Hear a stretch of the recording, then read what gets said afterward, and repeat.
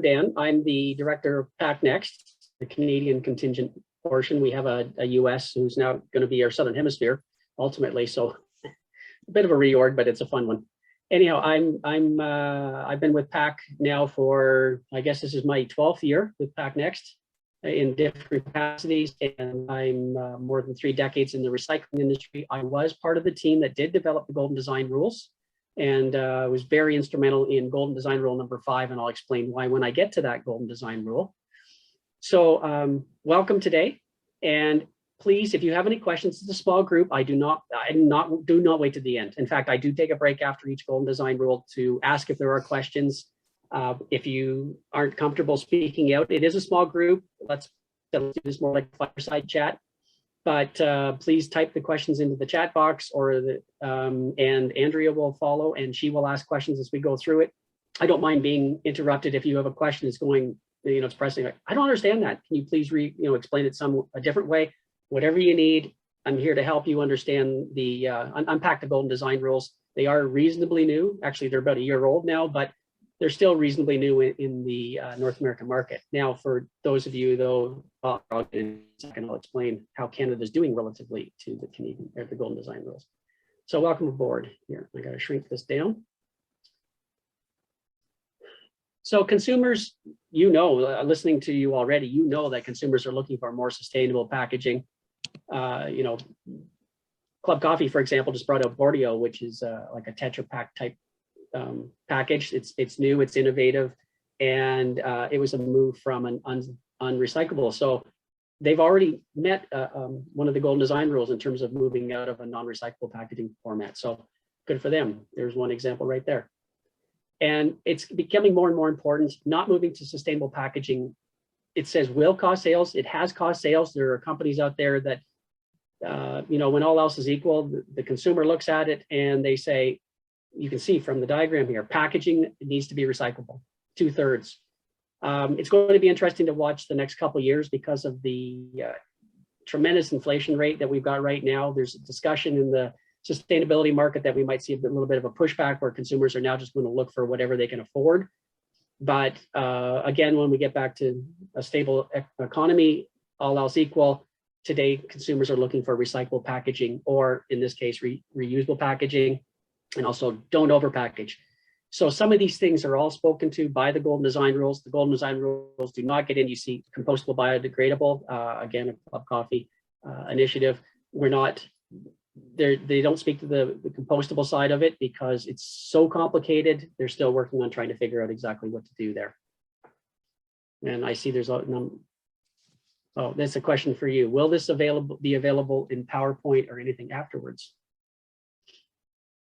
So we're going to put the recording up on YouTube, and then we'll send it to you.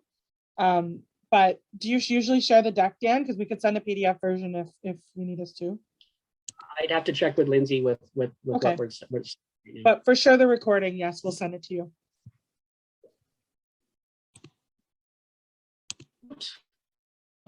So the Golden Design Rules were developed within the New Plastics Economy put out by the Ellen MacArthur Foundation.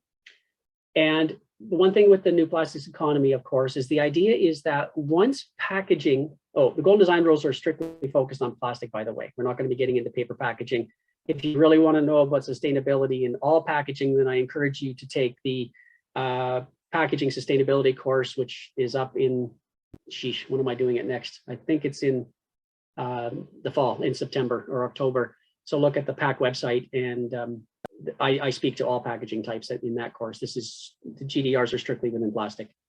So the idea with the New Plastics Economy is, as you can see, if you can see my pink pointer here, once materials are into the system, the idea is to keep them in the system. In other words, don't let them go out as landfill. Don't let them go out as leakage. In other words, ocean plastic is the one everybody's well aware of course. Keep it in the economy. It moves from being just a package that is for the purpose of getting it from point A to point B, and then you get rid of it, to becoming a resource. So resources are not meant to be wasted. Keep the resource going around and around. Ideally, you'll source your plastic from renewably sourced wherever possible. I'm not going to get into debate of LCAs and all of that today. That's a separate discussion, and we'll have to get together for a drink on that one, because that can take hours to have that fun conversation. But the idea is to decouple from fossil fuels. Once you've made it, and it's in use, you have two options. Small percentage will be in reuse, and the EU is moving more and more. There's an expectation of more reusable packaging being brought into the marketplace. I don't think it's in regulation yet, but I know they're really pushing hard. But for the vast majority of the material, the idea is keep it in the system by recycling it. Now, the recycling can be either mechanical, which is what we generally speaking do today. So that's, you melt it down and you clean it and you make it into new pellets, or chemically, which is all sorts of different technologies. And depending on what you read, I read one last week where a chemical process was not considered chemical in one jurisdiction. Rather, chemical was considered something like pyrolysis or gasification, where you actually superheat it, you break it down, you gasify it, and then you take out fractions of the material, and then you have it as building blocks for new plastic polymers. So this is the golden design rules within the Canadian context. So let's set the background here where we are approximately today. These are 2019 numbers, the latest we've got available. You can see that, we've got a goal to have at least 50% of our packaging, our plastic, is recycled. And we're expecting 20 or 30% recycled content in Canada. That's where the regulation's not out yet. It's still pending. They're still talking about it because of issues with respect to trying to get recycled content into food grade. It's very, very difficult to make food grade recycled plastics. The only two that you can possibly do it in right now is in PET and in natural high density polyethylene. Think of milk jug, which is not Ontario. For the most part, it's sold in other provinces, but that's a plastic that can be made into recycled content. But you can see that for PET and HDPE, we're doing very well. We're over the 50% target already. So what we're going to do is we're going to make it possible to, if we can get these recycling rates, when you see what the golden design rules are trying to do, you'll see why they're focused on these. Now, not all of the plastics are doing really well. Some are doing quite well, like high density and number 4 tubs and lids. Think of the lids, for example, on sour cream, cottage cheese, things like that. High density tubs, things like ice cream, for example, is a high density tub. And so they're close. They're getting close to 50%. Some provinces are doing better than others. Unfortunately, we do not have data available for British Columbia, but I operated the program for almost 5 years out there, and I can tell you they're doing very well as well. So it's quite possible for Canada or even for posted rates. You can look these up. These are all available online. These are the numbers that we've got.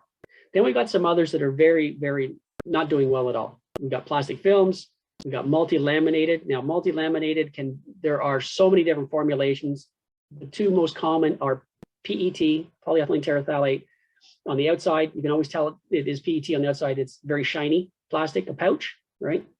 And then there's a barrier layer typically in the middle, and then the inner layer will either be polyethylene or PP polypropylene. And so that's a typical multi-laminated structure. Very low recycling rates in Canada because there aren't ways of mechanically capturing those materials and then recycling them. So getting them into a recyclate that we can put back into something else. Other things that are very low are number 6, polystyrene packaging, and there's lots of polystyrenes. This expanded, should say food for like the meat trays, for example, they're not EPS, they're actually XPS, extruded, expanded is cushion packaging, and that's what this is, protection. And then we've got non-expanded rigid polystyrene, so there's lots of that. Think of your cups and snap off yogurt containers are high impact polystyrene, another type of polystyrene. Then we've got degradables, so that's anything that's got the number and beyond. We've got degradables, so that would be like polylactic acid, PLA, and then we've got all others, which are any combination of other plastics, and so you can see they're not being recycled at all, and some are so low. So the golden design rules are really speaking as much to this as getting us to focus on the top here. Just an overview slide. This is not where I speak to all 9 golden design rules. You'd fall asleep. So but there are 9. The key point on this takeaway slide is that half of the packaging, the share of plastic packaging by type and how they're addressed by the Golden Design Rules, half of the packaging we're addressing with the Golden Design Rules is flexibles. Now, in Europe, the flexibles are there's an awful lot more polypropylene than there is polyethylene. In Canada and in the US, but in Canada in particular, there's more polyethylene flexibles than polypropylene flexibles. And so the Canadian focus is more on PE, but it's all 50% of the packaging. 20% is on high density polyethylene and polypropylene rigids. So they're addressed by Golden Design Rules 7 and 8. PET is the next largest at 17%. This is just the bottles, right? Golden Design Rule 1. Golden Design Rule number 5 is the other part of the PET. That's the thermoforms and trays. That's Golden Design Rule number 5. And then number 8, or sorry, the 8% is problematic elements.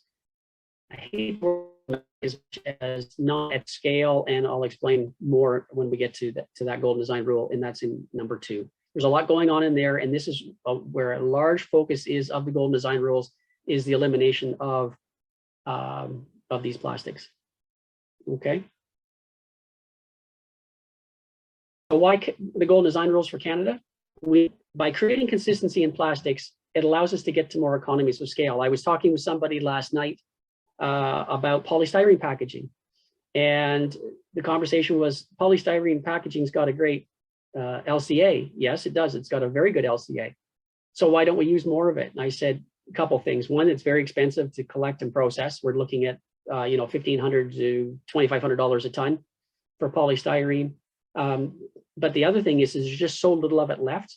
When Canada went to thermoforms for PET with PET, rather than using polystyrene, think about your bakery, and you can always tell the difference in your bakery. If you pick up the package, it goes crinkle, crinkle, crinkle, that's polystyrene. If you pick it up and it makes no sound, it feels kind of soft, that's a PET tray for your bakery goods.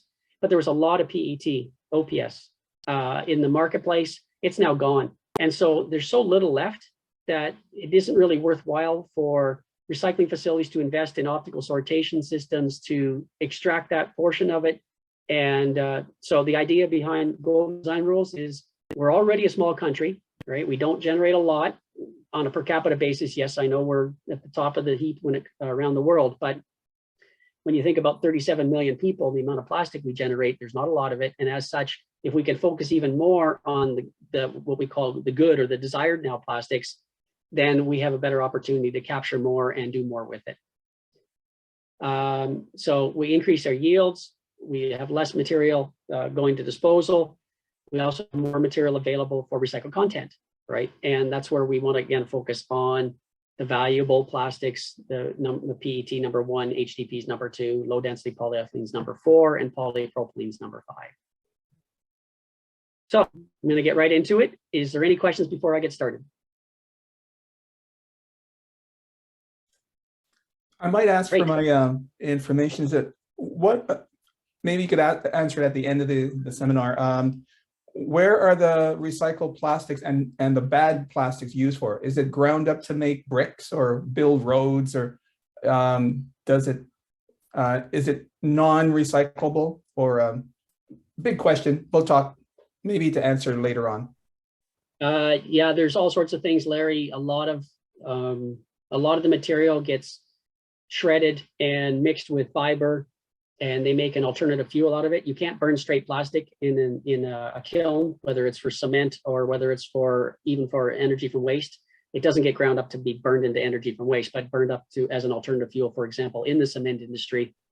It is used in other applications. We have to be careful with putting it into things like, you can put some in asphalt. You have to be careful about mixtures, of course. It's got to be the right combination, et cetera, et cetera. Other places around the world, they are making it, shredding it, and then compressing it. They are making bricks out of it. There's lots of things that are being done with it, but the primary focus, the primary outcome in Canada and the US is alternative fuel, or US has got a lot more energy from waste, so they can just send it for energy recovery in effect, right? Substituting natural gas, and they burn it. Thanks. Not in gas burner, but rather they use the energy from waste facility to create energy, right? As opposed to firing up the natural gas facility. So Thanks. the gold, sorry, Larry. Anything I else? said, thanks. Yeah, thank you. Golden design rule number 1 is increasing the value in PET. So in PET, it comes in many colors.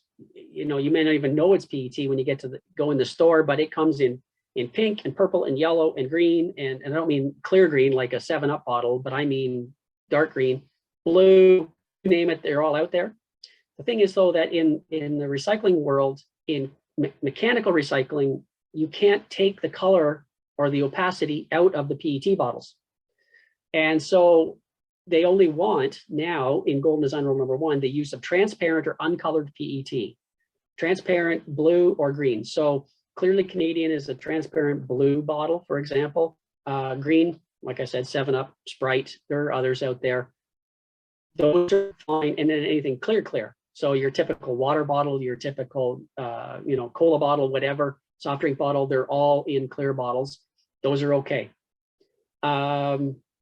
They can do a lot more with it. At the end markets, they actually will color separate out the green and blue from the clear, and then they can make clear to clear, right? Green can go to green. Ice River Springs does it right here in Ontario. They do clear to clear in Ontario, for example. So the material choice, the other thing is make sure that your adhesive choice for your labeling and the size of the label isn't problematic for recycling. So I'll get you some. Clear PET has a huge demand. In fact, the demand outstrips supply. 85% of the PET that comes out of Ontario goes to one recycler who makes it into water bottles. And they have a completely closed loop system. So they take in the PET from municipalities, shred it, they wash it, they sort it, they pelletize it, they make it into new water bottles. So if you go into Loblaw, Walmart, Canadian Tire, I believe, Sobeys, most of the national brand, store brand water around is in 100% recycled content bottles, and they're made by Ice River Springs right in Ontario. Opaque PET is not, there's not enough of it in the marketplace to warrant capturing it for the most part, and then keeping it together, and then running it all, shredding it and pelletizing it, and all they would get out of it is black PET. So again, that material tends to just go away, and it might be made into alternative fuel. If there's enough of it, if it's a really, really large recycler of PET, they could capture it and they could do something with it.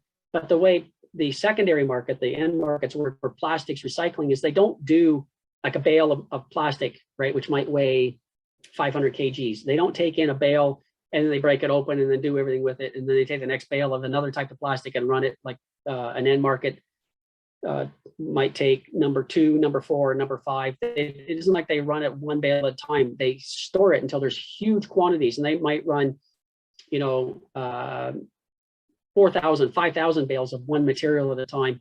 And as such, when they do that, they batch run it. So now when you got all these little pieces of PET, when you run that, now you've got to rebale it and store it until you have enough available to run it. There just isn't enough in the marketplace. This is a worldwide initiative. That's the other thing to bear in mind for the Golden Design Rules. This is a worldwide initiative. It was developed out of Europe. The co-leads on the project were Unilever and Loblaw. And that's how I got involved. I was working with Loblaw, still do work with Loblaw for packaging design for them. But the idea is that the Golden Design Rules apply around the world. They don't just apply just to Europe, even though that's where they're developed. And most of the large companies around the world have signed on to them. So Unilever, P&G, Nestle's, and then in Canada, Loblaw, for example, Walmart, they're all signatories to the Golden Design Rules, or signed on to do them. The other thing with the Golden Design Rules, when you're watching today, you're going, oh my God, I can do 1, 3, and 6, but I can't do the rest of them. The nice thing about the Golden Design Rules is that it's not expected that you have to sign on to every one of them. It's not an all or nothing. If you can do only Golden Design Rule number 1, just do Golden Design Rule number 1. Don't worry about the others, right? It's incremental. And or if you're in films, neither like you and I talked about, then what you do is you would just work on Golden Design Rule number 6, for example. So, oh, I see we have a new person here, Eric, welcome aboard. This is a very small group today, so if you want to interrupt me to ask questions, please feel free to do so. Do you want to take 10 seconds to introduce yourself? We had another person join as well before Eric, Dan. Oh, see that. So we want to take a quick 10 seconds. And is there Eric and the other person? I don't know who that is. And Shabir looks like the other. Yeah. So you guys can introduce yourself if you'd like. Yeah, hi. Can you guys hear me? Yep. All right, perfect. Hi, my name is Eric Groner. Work at Kraft Heinz in packaging R&D. So looking forward to this conversation.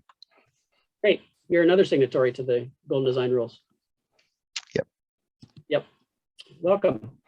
And the other Shabir? person, Shabir? Hi, Shabir Biawala. I actually work in Loblaw in the stewardship. And in fact, this is the second time I'm attending this webinar, and it's been it's very informative, and it helps me in my work. And I'm responsible for reporting on CPP as well as CGF as well as Blue Box. So a clear concept helps me in starting on a right footing. Oh, good. Well, welcome, Shabir. Thank I was you. actually talking Yes. to Ian Gordon last night. So. Okay, well, let's continue. It is still a small group. There's only 6 of you. And so if you wish to interrupt or stop and ask me a question, please don't hesitate. I'm more than happy to take questions throughout. Okay.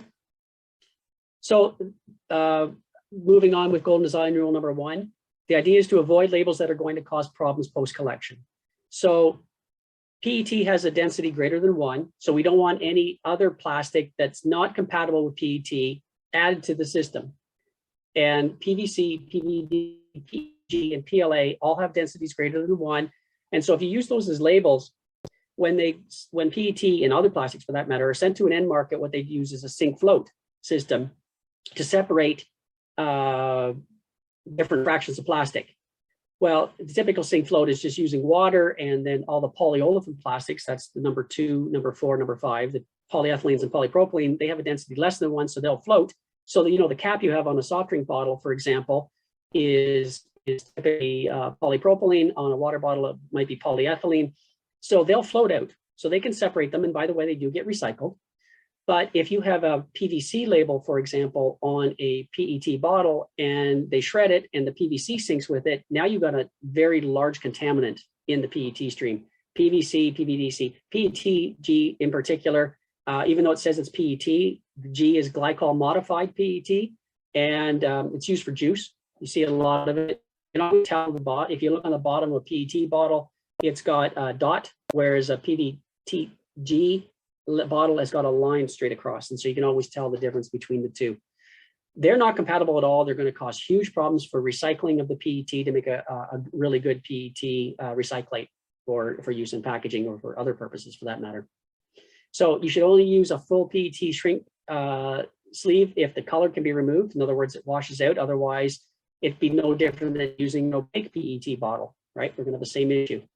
Label shouldn't exceed 75% of the bottle. The reason we say that is when you're using an optical sorter, I'm going to use this coffee cup as an example. I'm not on the screen, so I'm hoping I'm in the screen picture. Here, I'm going to do this. There we go.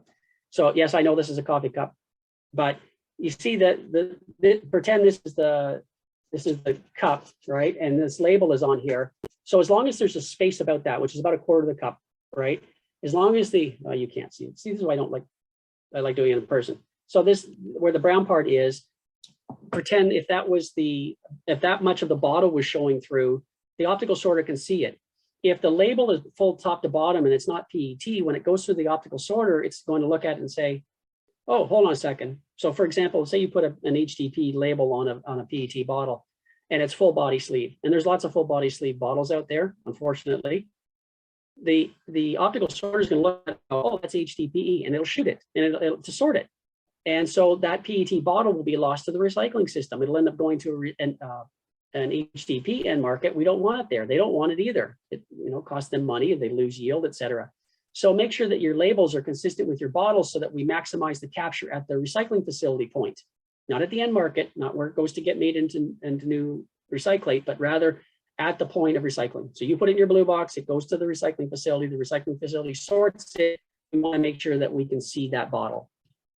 So use polyolefin-based label as long as it's less than 75%, or a paper label. The reason we say polyolefin is that way it'll float off, right? So we can separate it from the PET. And or a paper label, which is water soluble and removable adhesive. If the adhesive stays on the bottle, it can cause problems with recycling again because its adhesive is not PET. The idea is that you want everything as consistent as possible. Finally, the last point is that the nylon barrier layers that are a huge problem for PET recycling. Nylon burns at the point of PET melting. So there's lots of nylon barrier layers. Sorry, I'm not going to mention the brand, but ketchup bottles are typically, they have a nylon barrier layer in them. All of them. And another one is carbonated beverages. Some of the new ones that are out there, they're using a nylon barrier layer because it's great for keeping the carbonation. The problem is that nylon barrier layer is really a problem for the recyclers because as they melt the PET, the nylon it melts first, and by the time it gets to the PET temperature to extrude it to make new pellets, now the nylon's burnt. And so you've got problems with the quality of the PET recyclate. So avoid nylon. So any questions on Golden Design Rule number 1? How am I doing for time? Oh, not bad. But just a quick question. So that's avoid nylon in PET, not necessarily in polyethylene, correct? Oh, no, it's in nylon's a problem for recycling. In general, okay. I will do that. It's in Golden Design Rule number 7, where we speak to barrier layers and things like that, Eric. The idea is that there's limits as to how much you should put into it. For nylon in PET, talking to the PET end markets, they don't like any, like it's 0. Correct. The Golden Design Rules stipulate up to 20% with no barrier layer more than 5%. No, 20% is not every market I've talked to here. No, we can't deal with that. Can't deal with 20% of non-core plastic. So if you've got an HDP bottle, they can't deal with 20% non-PET or non-HDP in it. It just doesn't work. So Canada guidance is 10% maximum, but no more than any single layer being more than 5%. Ideally, though, the end markets, when you talk to them, and it's only reasonable, you can't make PET pellets out of nylon or any other barrier for that matter, right? So make sure that you minimize the use of barrier layers where possible. I know that gets difficult because of the requirements for food safety and things of that nature. I respect that. Believe me, I absolutely get it. And so that has to come first. Recycling comes second in that respect. However, if you can do something and there's an alternative technology out there, then start looking to the alternative technologies for packaging to replace the problematic elements. And that's really where the Golden Design Rules are going. Got it. All right, thank you. Golden Design Rule number 2, no undetectable carbon black. I remember when these first came out and I started speaking about it going, oh my God, no black plastic, that makes no sense. Oh my goodness. It was just like, okay, no, don't take me out and shoot me. I'm not saying that. What I'm saying is that no undetectable carbon black. What that means is that you have to be able to see it because undetectable black plastic can't be seen because, trying to find black on a black belt just doesn't work in a recycling system. So no PVC, no EPS or polystyrene. So no expanded polystyrene, there should be no, XPS is silent here. XPS is the meat tray. In the very early versions when we were building out the Golden Design Rules, XPS had a disclaimer. It was okay, you're allowed to use it right now because there really aren't alternatives in the marketplace that are available. Things have changed. There are alternatives in the marketplace to XPS meat trays.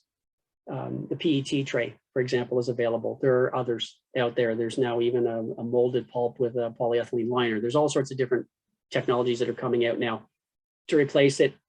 So now instead of saying no XPS, they're just not speaking to it. I encourage everybody to look for alternatives, but respecting how good XPS can be from a carbon footprint perspective, as long as you're not then wrapping your meat. By the way, most commonly the meat wrap is PVC.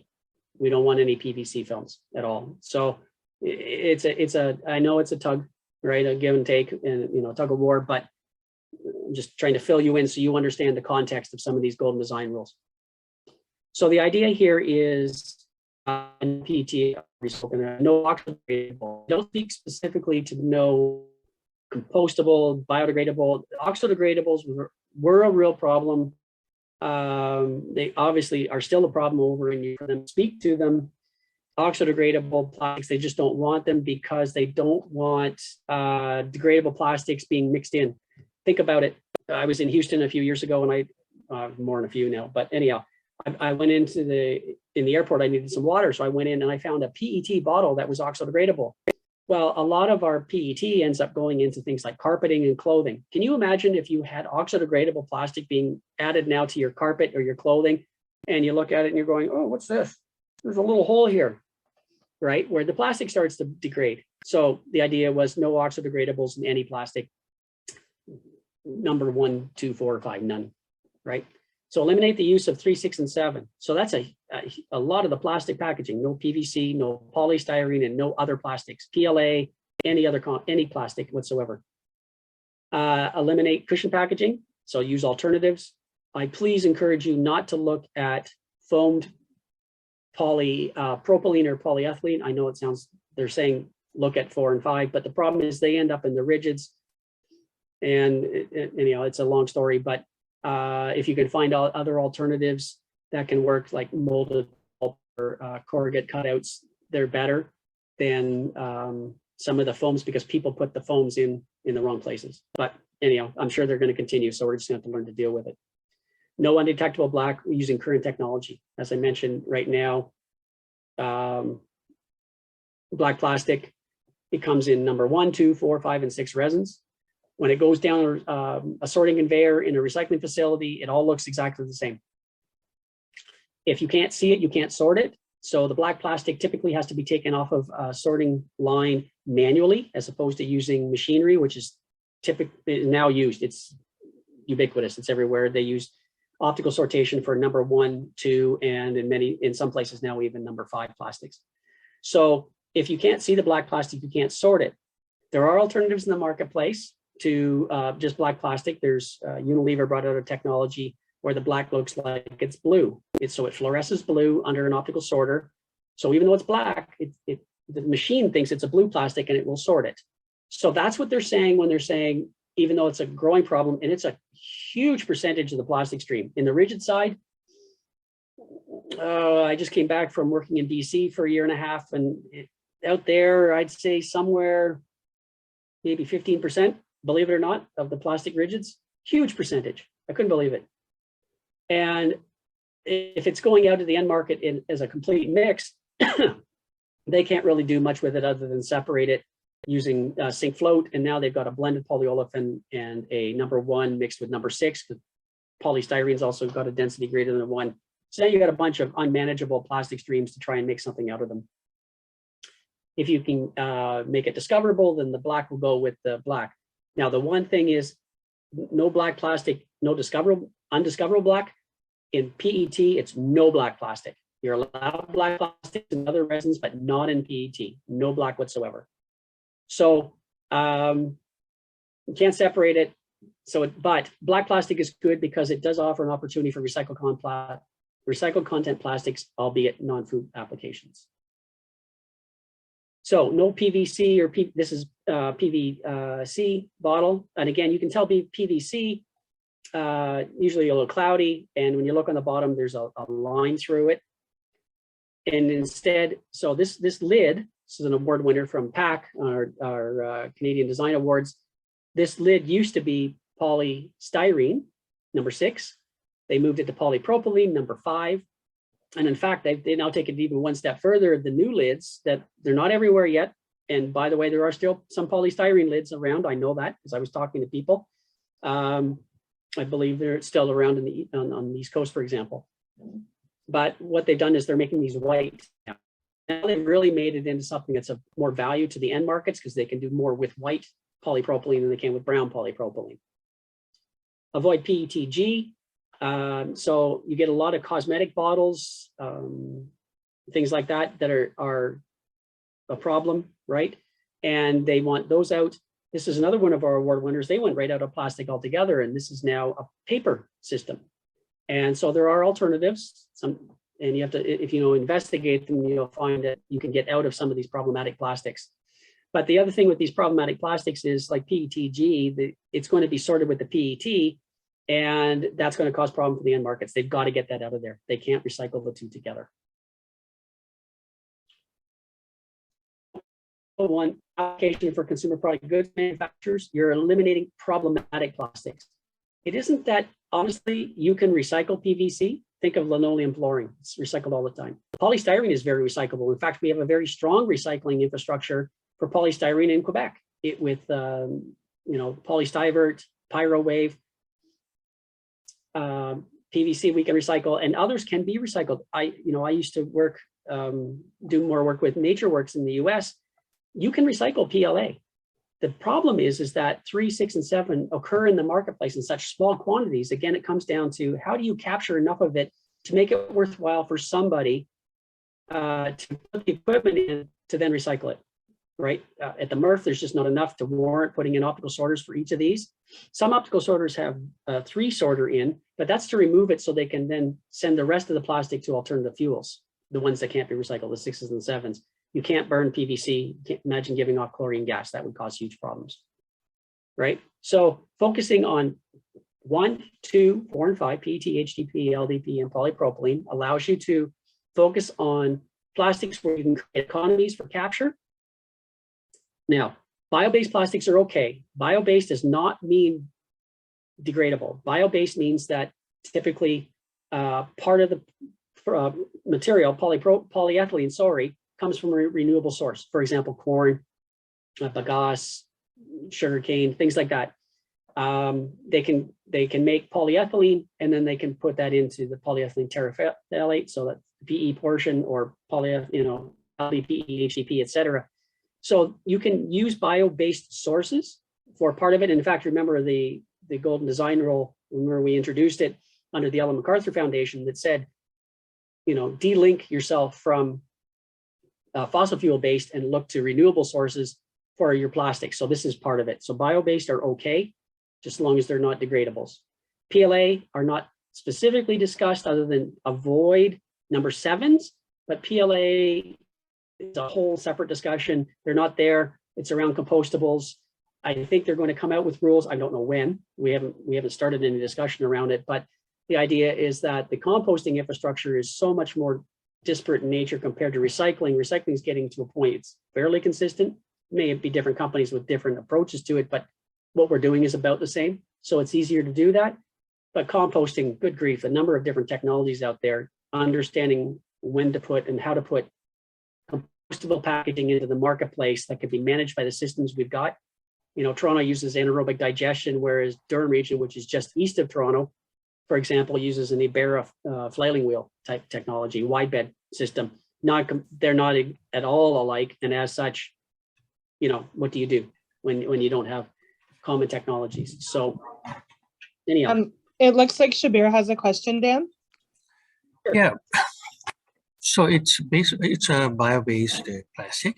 So if the bio-based plastic and the conventional plastic, they are both put in the same bin, do you think the sorter would be able to identify, or it's safe to sort of recycle both and get something out, get the raw material out of it? And do you think that a combo of bio-based as well as conventional plastic would retain the same strength as if they were recycled separately?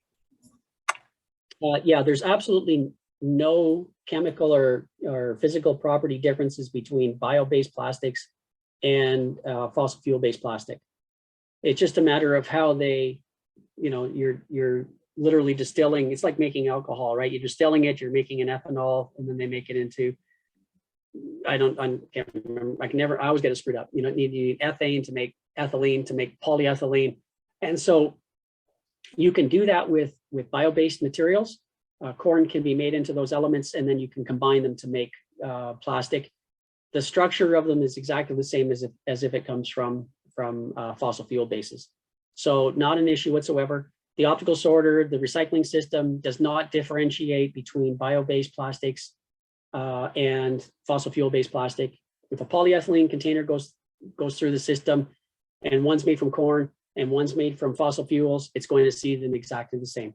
When they recycle it, it's going to end up with exactly the same recyclate qualities, coming out the back end.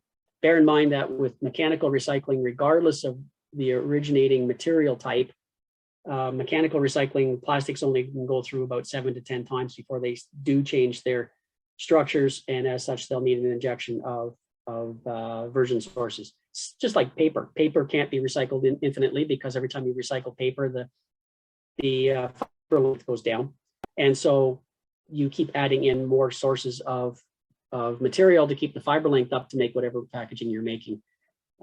But so the same idea with plastic. No difference whatsoever between bio and fossil. Thanks. Any other questions?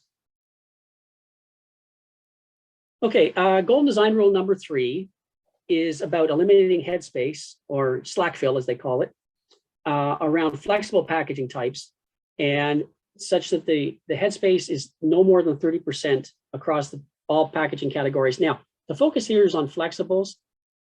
I'm going to get into it a little bit more because they're working on changing this golden design rule. I'm going to give you a little heads up of where this is probably heading. It isn't set in stone yet, so don't quote me on it, but something to bear in mind when you're measuring headspace and what you're thinking about.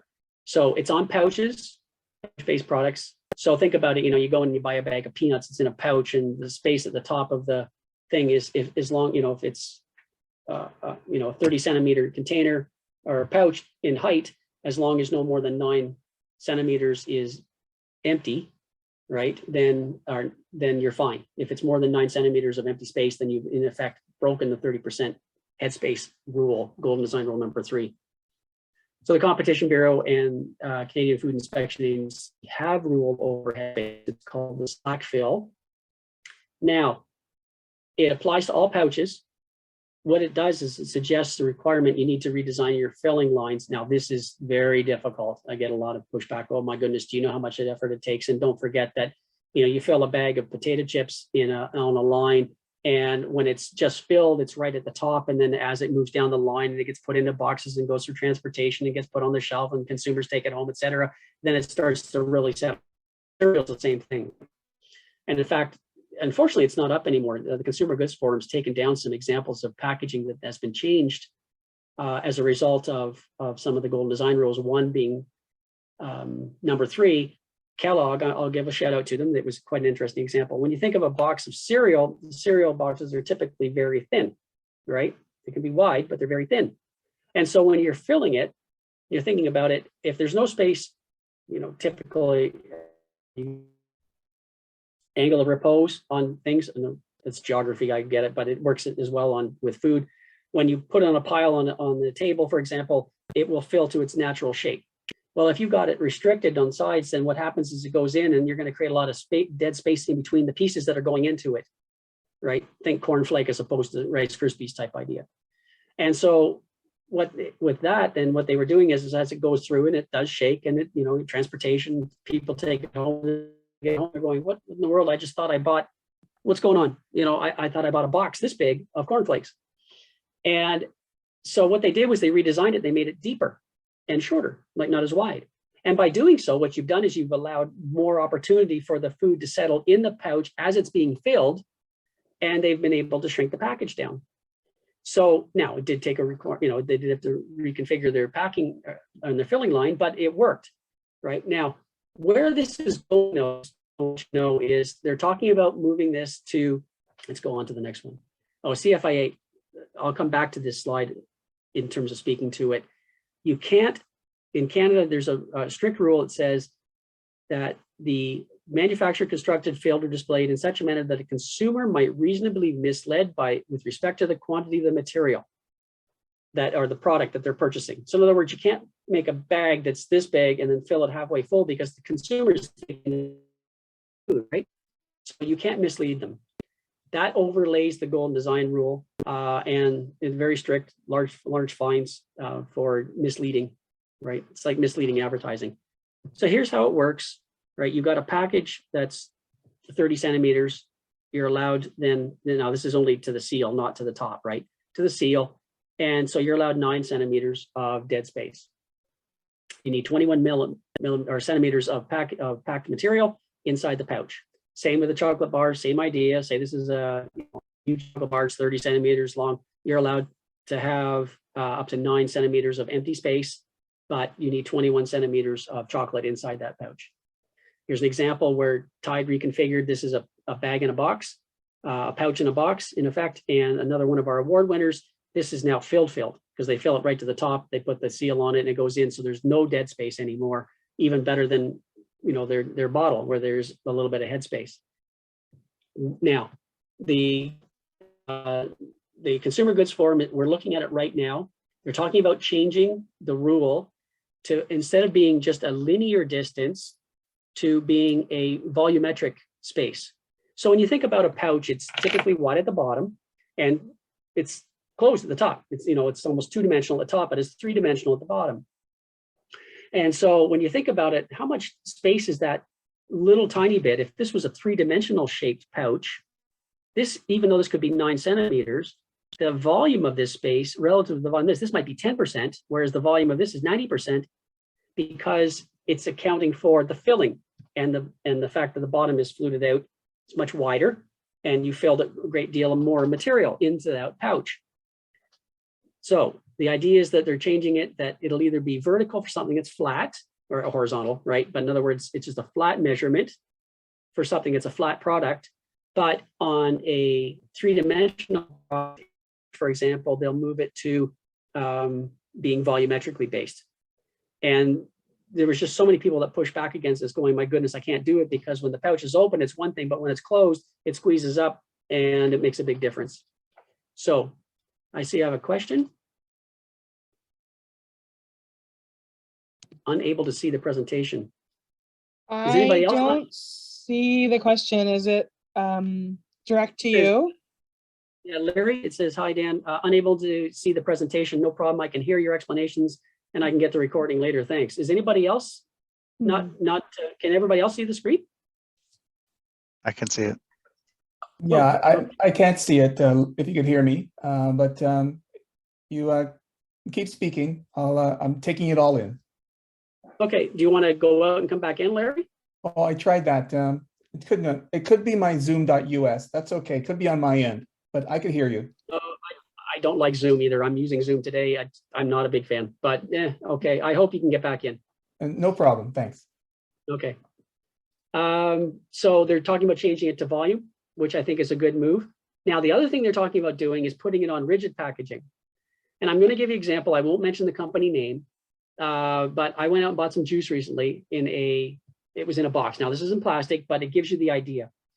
And, you get a 2-liter polycoated carton, which we typically have for our milk, for example. It's filled to the top.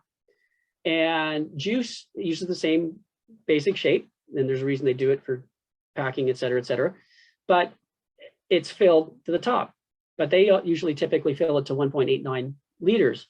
I went out and bought it and I brought home this juice, didn't think about it when I bought it. And I opened up the lid and I look in and I go, where the heck's my juice? What they've done is instead of changing the size of the package, they're not filling it as high. And so when I looked at the quantity, it was down to 1.65 liters. So they've taken out, what's that? 280 mils of material, right? Is that right? 195 to 168, 270 mils of material.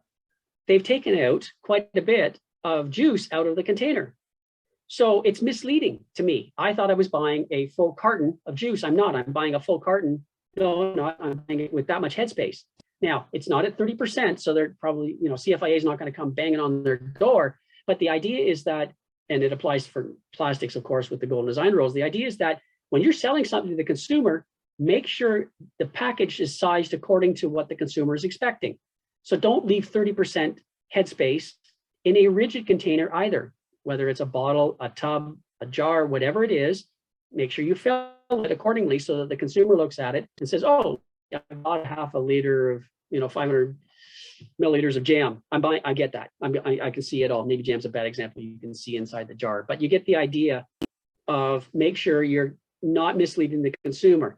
Now, Canada did not feed back that information going, you got to do it for rigids as well. This is again coming out of the CGF out of Europe. I did contribute to it as others did, Ian did at Loblaw, et cetera. We all put our feedback in, and so they're working on whether or not they're going to include it or not. But it only makes sense to do it for all packaging, not for that, because it also speaks to over packaging. Why would you make a package this big if it only has to be this big, right? It's a lot of extra plastic. It's going into the marketplace. It doesn't need to be there. And so you're right sizing your package to match the product being delivered to market. So any questions on Golden Design Rule number 3? I have a question. Where does the 30% come from? It's interesting. Why 30? Why not 20, 25? Why 30? I'm not sure exactly why they went to 30. Maybe there's something, a EU regulation somewhere that says it had to be, 30% is considered unacceptable slack fill. Canada doesn't mention a percentage. It just says you can't mislead the public. So again, the Golden Design Rule settled on 30. They're not talking about changing 30%. They're just changing how they're going to measure the 30%.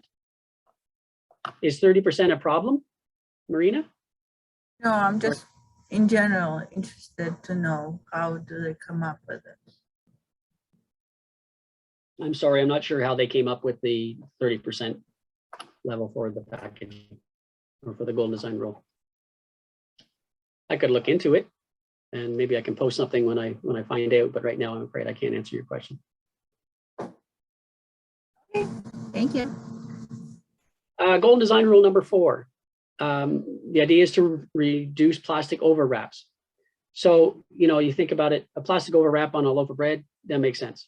But do you need an overwrap on an overwrap on an overwrap? Think of your Halloween candies you might get, for example, or multi-packs. There's a lot of companies that are now looking at how they market their multi-packs. Do you put an overwrap on, 2 things that are wrapped in plastic with a full sleeve label, and then you put another full sleeve label over the 2 of them? And, or do you look at the geometry of what you're doing? And so if we can reduce the amount of plastic we have, that's a good thing, right?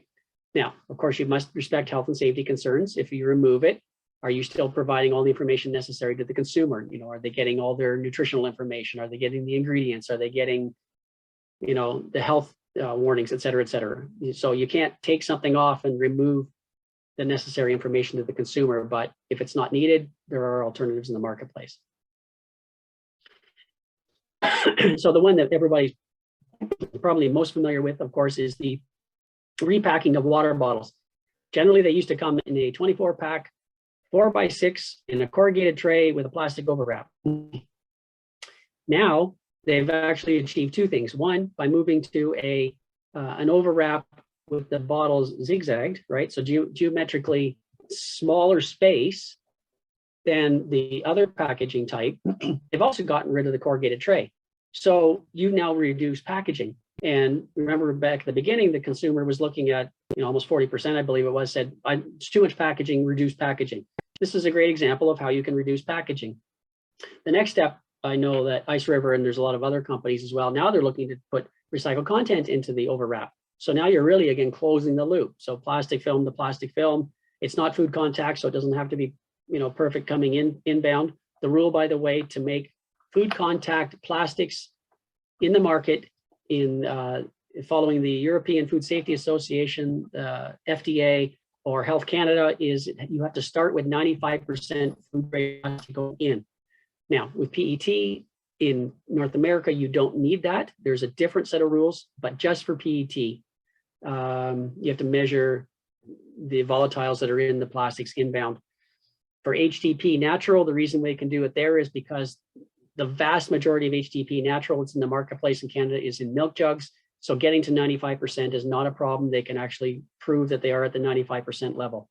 In Europe, for PET, you still need 95%, which is one of the reasons why Europe's infrastructure for plastics recycling is a little different than it is in Canada. I'll speak to it in the next Golden Design Rule. I'll explain more then. But that's one of the things that you do have to worry about. For non-food contact, you don't need to start with 95% food contact plastic. And so you can get different combinations. They can come from different sources and get you there, right? So there are alternatives in the marketplace. So the one up here, I don't like to show brand names of people not doing a great job. I love to call out companies that are doing a great job. So I don't know what the brand is here, but you can see that they've got two containers underneath here, and they put a full body sleeve plastic overwrap on here just to market two together rather than one. Is that really necessary to put all that plastic in here as opposed to doing something different? Like, in effect, this is the same as this Bud Light, another one of our award winners. They went to a corrugated cap. It's got a little gap in the middle, just like where you can see here, where you can stick your finger in and you can grab it, and you can take it home that way. So you get all the information. The information's right on the label of the Bud Light. It's on the label of the containers underneath, because by law you can't sell something individually that doesn't have the full information on it if the consumer takes off part of the package, right? So if all the nutritional information and health and safety, et cetera, is all on the outer layer, and somebody takes that off and there's a blank can or bottle, you're going to get in trouble because you've got something sitting in your house and going, what is this? Can I have this? You know, allergy. You imagine all the different things that you have to worry about. So here's one example. Another one is Coke uses just a boxboard sleeve with the the little flutes on it. You push it over top of it and you can pick up the cans. And again, no plastic overwrap. So they've gone from an overwrap sleeve of a case of Coke to using this. Now, it's not as convenient, but it's still an example of how you can buy multi-packs without using plastic. Another one is the standard. This is just a standard product that's available in the marketplace, a standard cluster pack, 6-pack for cans in particular. But again, no plastic overwrap. You put 6 cans in there, you can carry the whole thing. 2 plastic alternatives is, instead of wrapping 2 plastic bottles in a sleeve that goes all the way around it to hold them together, you just put a little bridge cap on it. This cap is recyclable, by the way. You can put it in. It's the same material. This would be polypropylene, most likely. And so you put this in, it can be recycled. And so now you cut down your plastic overwrap, which probably wouldn't be recycled, to something that is recyclable. And finally, this is a Canadian invention, believe it or not. It was invented out in British Columbia. These are HDPE caps. You see them, you can put them over. So you buy, your soft drinks or your beer or whatever, when you go in the liquor store, you can do your mix and match, tall boys, regular size, whatever, skinny cans. And so you snap them in. When you take them home, you take it off. The cap, you can either reuse the cap if you want, or if you want, those caps can also go right into your blue box and they can be recycled. They're high density polyethylene, and they'll be recycled over and over again, and they'll make more caps out of them, right? So there are lots of alternatives to just shrink sleeving everything in the market. So any questions on Golden Design Rule number 4? Just check the time. 11:08. We're in good shape. We're halfway through. I'm a little long on time, but I'll catch you up. No problem. So Golden Design Rule number 5. Canada had a tremendous influence on this Golden Design Rule. They were not aware of all the things that you can do with PET thermoforms, and I'll explain. So this Golden Design Rule is only for PET thermoforms. So think of things for salads, spinach, anything in your produce aisle is all PET thermoform. You buy fruit and it's in the tray, and there's a dip in the middle and there's a cap on it. Or your salad you buy either individually or a large bucket, right? Tub, or the trays that they use for the bakery aisle. All those are thermoforms.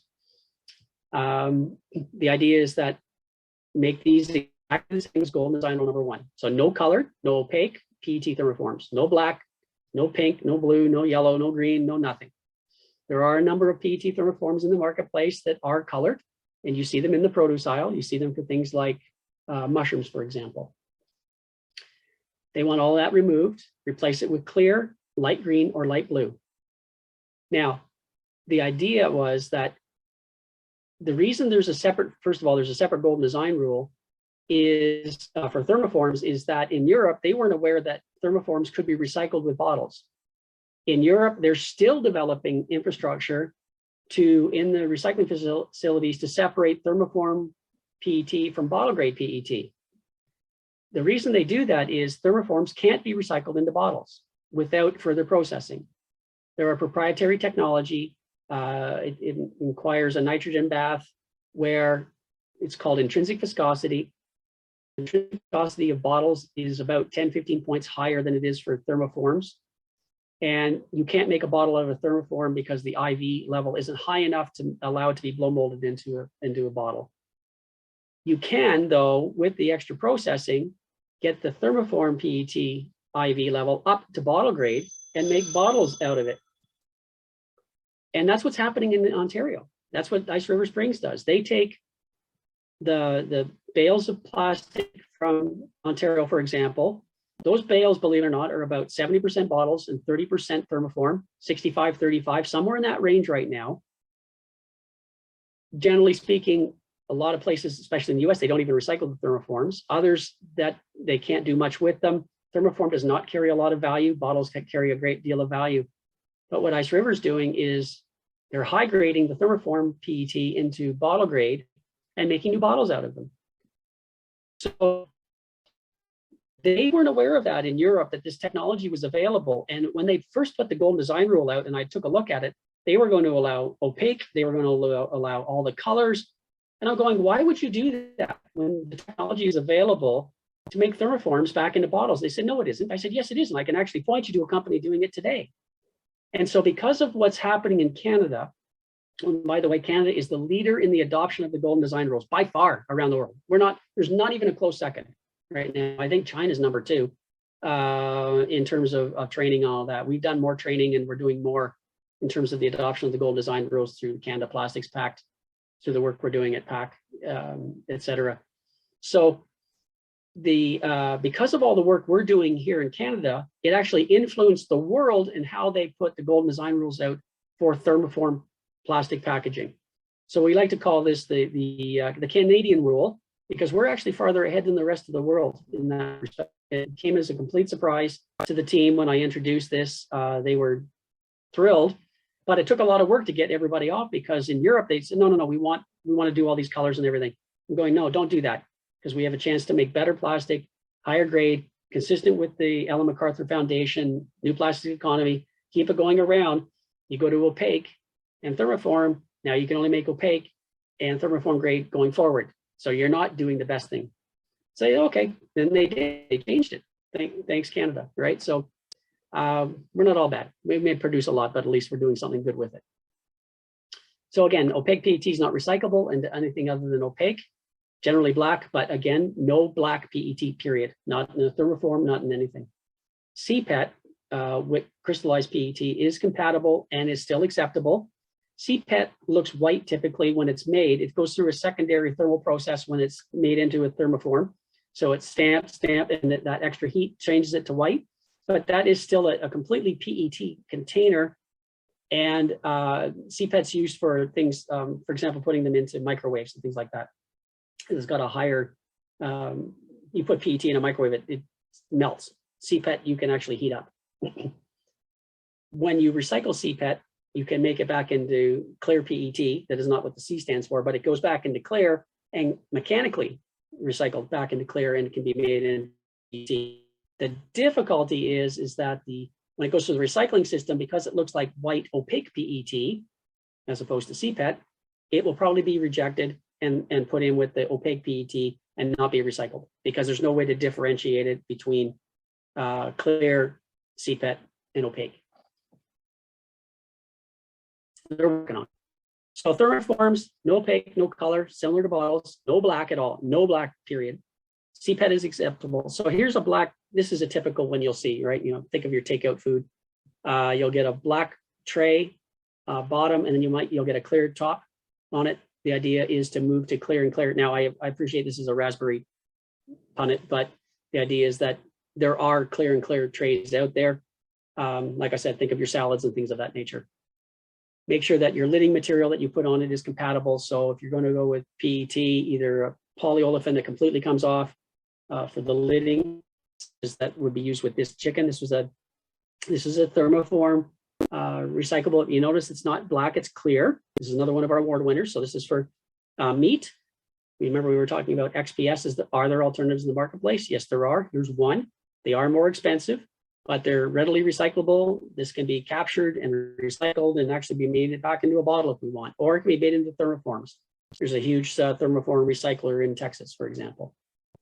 Here's that punnet I was mentioning about the tray of PET. There's a lot of fillers in this, and also there is it's opaque, so we don't want to see that in the marketplace. Any questions on number 5?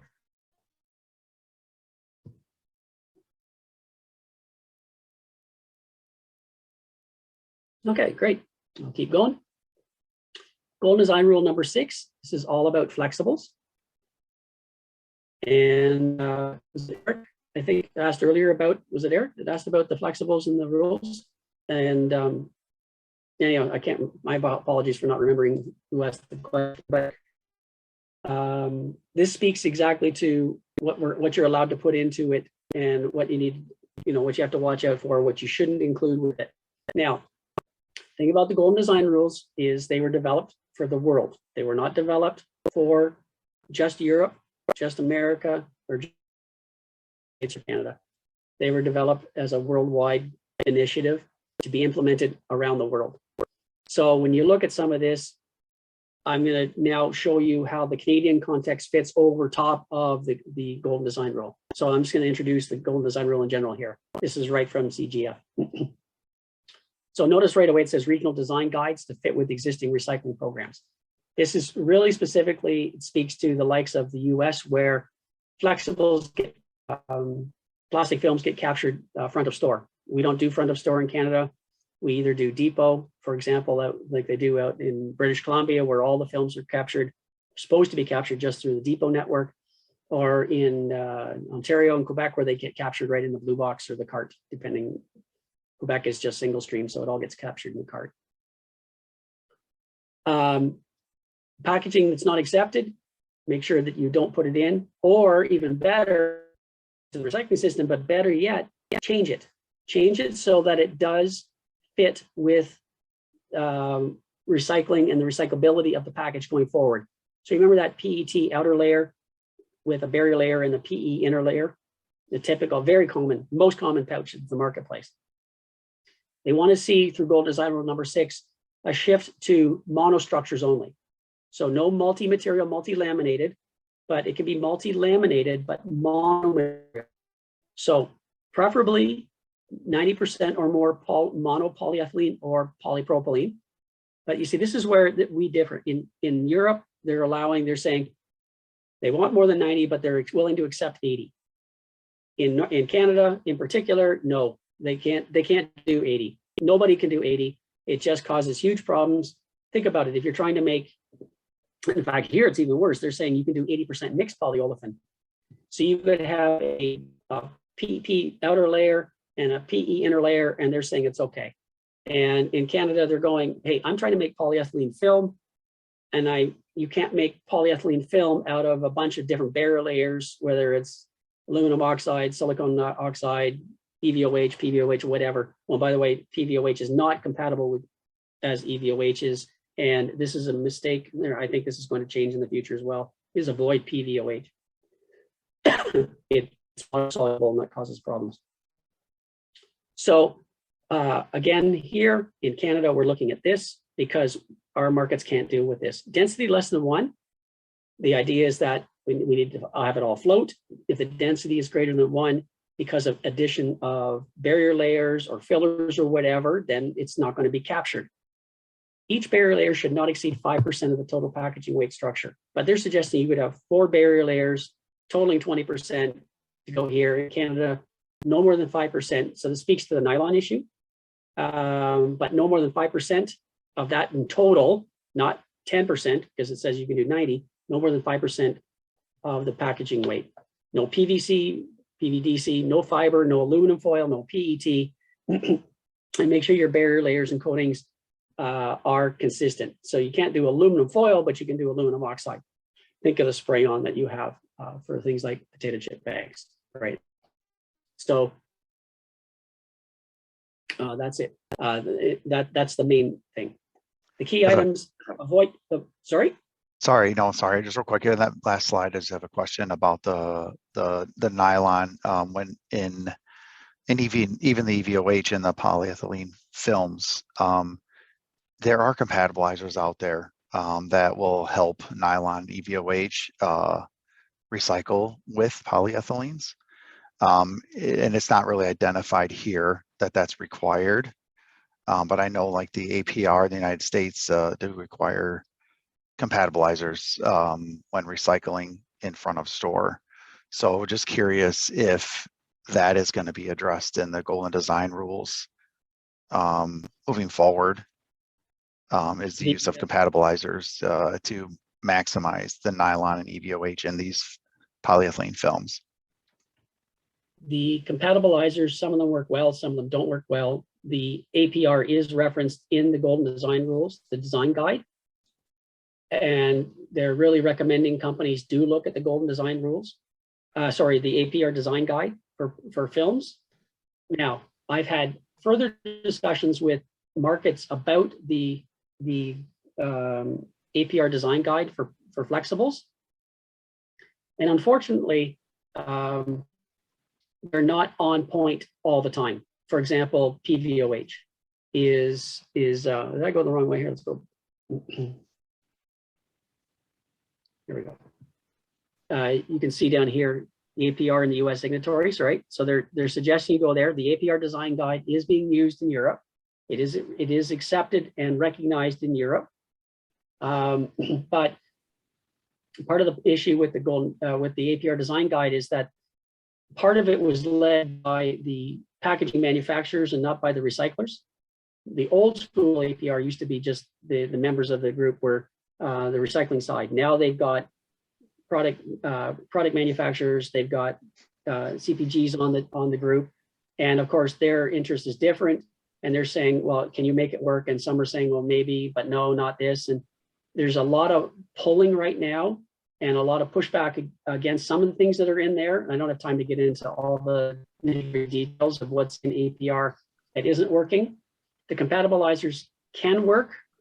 The big thing you need to do is make sure that whatever package you put in the marketplace, if it's a monostructure and you want to declare that it can be recycled, I'm not saying it's recyclable. There's a difference between can be recycled technically and recyclable because of the Competition Bureau requirements for access to recycling and actually the material getting recycled. So again, that's outside of the scope of this.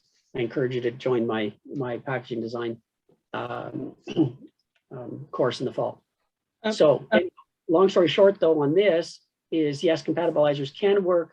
But compatibilizers with, for example, PVOH, when PVOH, even though it says here is okay, it isn't okay to end markets. It causes problems. So we've got this separation of what one side is saying versus what another side is saying. So they've tried to compromise in what they're saying. They do recognize them. But now there are alternatives coming out in the marketplace. I'm actually working with one company that's got a barrier layer that's not EVOH, it's not PVOH. It is EVOH compatible, but it's more importantly, it's completely PE compatible. In other words, it looks and acts just like polyethylene in the market and in the recycling side. So it creates the barrier you need, an oxygen barrier you need, but it isn't going to impact the recyclability of the PE pouch. They had it tested. There's a very strict requirement for testing under the APR design guide. For compatibility, where you can get a stamp of approval saying, yes, this package is considered recyclable. So regardless of what somebody might say or do, what you need to do is to make sure that your package is tested and you do get it stamped, and then you get, you can send it to APR. They will, and you can get it actually written approval saying, yes, this is a 100% compatible product, right? So I don't want to mention other names because there's other issues out there with products that are in the marketplace now that are claiming recyclability that aren't as recyclable as being perceived. But again, I really encourage you, get your product tested, make sure that it does meet all the requirements. But thank you for Dan, the comment. Marina has a question, I think. Her hand is raised. I have a question. Yep. PET, flexible plastic, is the only plastic that I know of that can take heat. For example, like bacon bag, where it's a flexible pouch made of PET plastic, and then you put it in the oven and there's product inside, you warm up the product. If like Canada and US say no more PET in flexible plastic, we need to replace it. What is replacement? Because PE plastic doesn't take heat as well as PET. So if there's no replacement for such plastic for that application, just leave it as is. Like, do you know anything that can be replaced? Yeah, Marina, not everybody can do everything under the golden design rules. I respect that. You know, the technology and the plastics that are out there in the market can't do everything for everybody if we focus on just, you know, PE and polypropylene structures, or PE for flexibles. Technologies are advancing quickly. Somebody will eventually come up with an alternative. Right now, I don't know what the alternative is for bacon packaging. I know companies are looking at trying to find alternatives. There aren't any at the moment. It's like the meat tray. Until alternatives were coming out, they were still accepting those. Now there are alternatives out. That's why they're silent. But I would recommend you just stick with what you've got and start investigating alternatives for the packaging of the bacon, for example, that the consumer can then put into the oven. Like maybe it goes down to, and I'm just thinking really quickly off the top of my head, please, I'm not, there's another course that PAC teaches on plastic, and it is a very chemically based plastics course, very, very intensive. Paul Walker teaches it, great guy.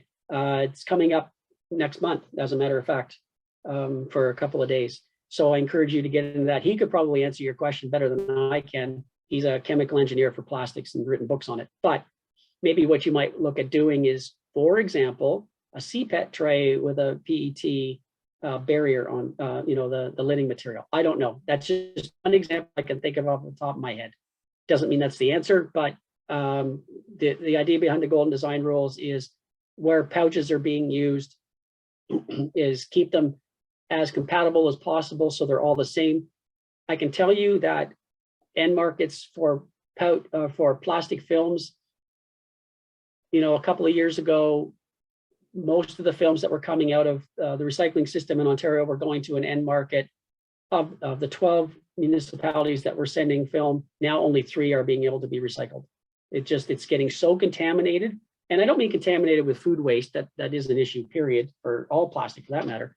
But I mean, it's getting so contaminated with all the different formulations in there that the end marks get it and they go, what am I supposed to do with this? You want me to make a PE pellet or a polypropylene pellet, but I've got all these other materials in here. I simply can't do anything with this anymore. And that's what the golden design rule is speaking to, is where you can make dog food bags, for example. There's lots of different dog food bags out there, you know, with aluminum and paper and plastic and multi-laminated structures. Did you know that there's a dog food bag in the marketplace that's just a polyethylene structure with the barrier layer? Keeps all the same properties for your dog food, so it doesn't go rancid, doesn't go off. You know, your dog's not going to get sick. It has the same shelf life. They're available. That's the sort of thing that the golden design rule is trying to address today, is where possible, shift to a compatible structure that allows it to be recycled such that we can keep it in the circular economy, create opportunities for recycled content, and go that way, right? That's what that is all about. But I respect your comment, and I don't have a good answer for you right now. Thank you. So the idea, like I said, multi-structures. Here's one here, you know, muesli, so it's cereal, so you imagine it's got fats in it and everything else, so there's a real issue with it. You can't have the food going rancid, you can't get oxygen in there, so there's got to be a barrier layer in there. another one of our award winners in 2021.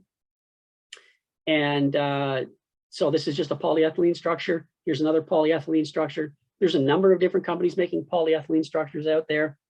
Tempo has one in Ontario, for example. It's a polyethylene. They don't have the barrier layer in it, but there's a company out of Quebec called Polymer that has now had their barrier layer called Grinloop tested following APR design guide, completely passed. You put that into the Tempo plastic as an example. They're not doing it right now, but if you put it in there, now you've got a completely compatible or PE compatible pouch, recyclable, technically recyclable. And again, discussion on you have to have 60% plus one in the US and 50% plus one of Canadians having access to recycling of it, but it also has to be captured and has to be recycled. That's why you can't say it's just because you make it out of PE, you can't call it recyclable.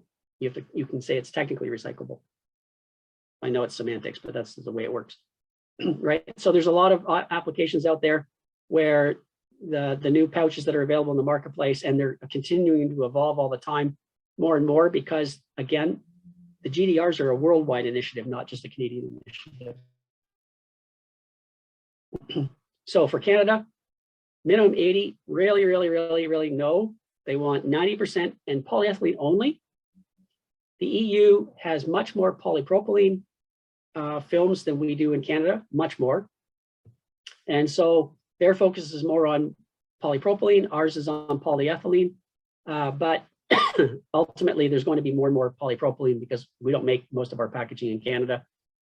And as such, polypropylene is going to increase in its propensity for different reasons. Polypropylene is less dense, so you need less plastic, et cetera, et cetera. So also avoiding compatible barrier layers. We've spoken to them, because the other thing is make sure that you don't add something to the point where you're now creating a situation where the density of the package is greater than 1. It means it sinks out, and as such, it's lost to recycling.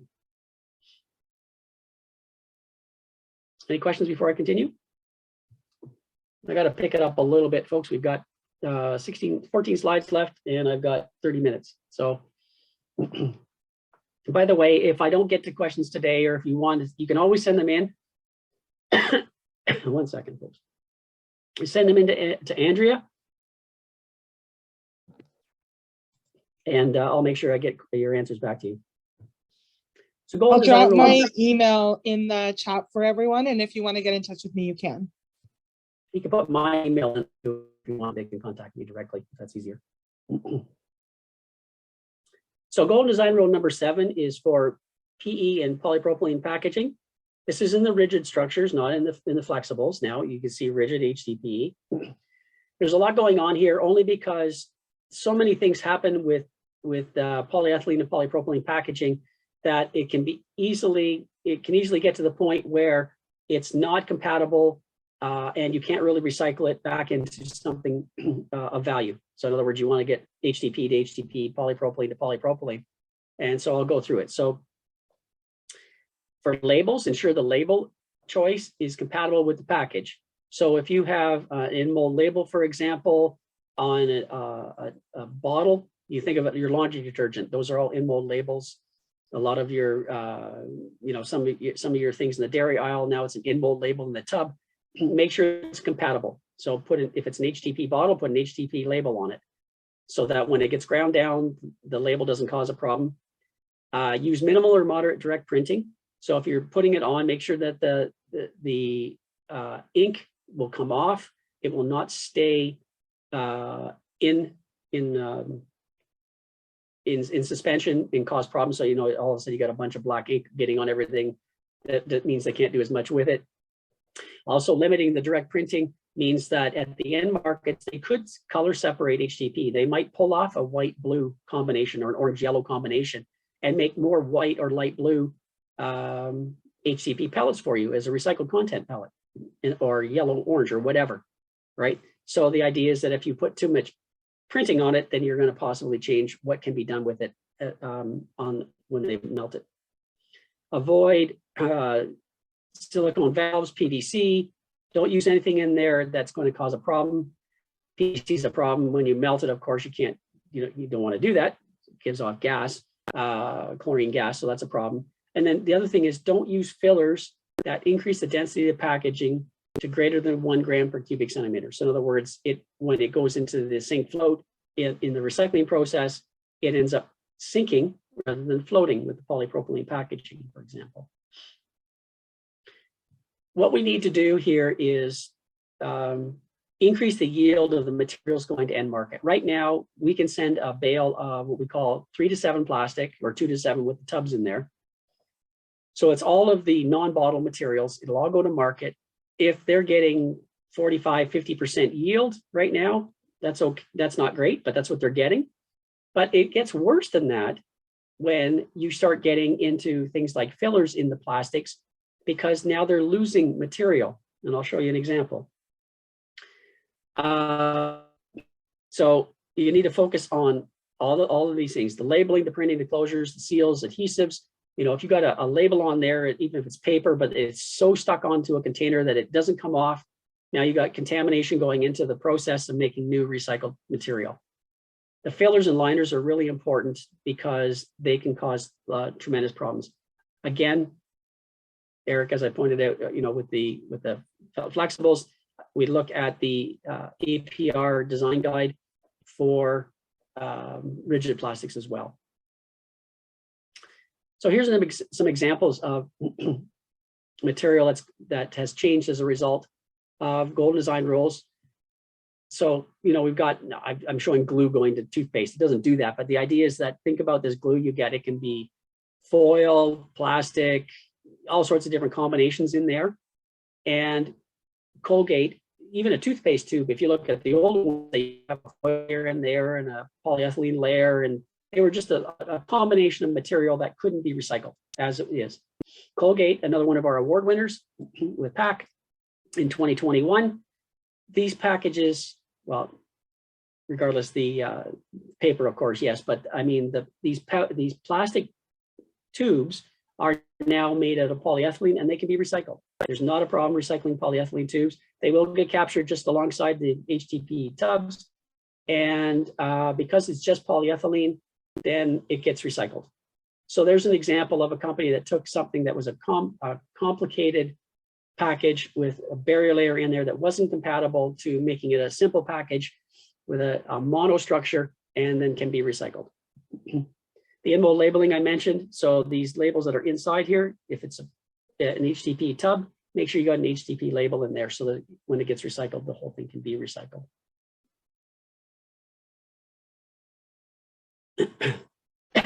Sorry. Oops. Labeling. Now I know I'm showing an aluminum can here, but if the same thing applies, if this was, in fact, there are out there now plastic cans. If you've seen them, they've got the metal lid on them with a plastic body. Please don't use those because the metal is a real problem for the plastics recyclers. But the idea is that if you have a label like this, then the machine can see the entire container. It will capture it as plastic. If it's a full body sleeve on here, oh, and just as an aside, the aluminum guys hate full body sleeves because you can't make aluminum out of plastic. So please, they hate all those full body sleeve plastic labels on cans. Same thing though for plastic, a full body sleeve that's not compatible with the can underneath.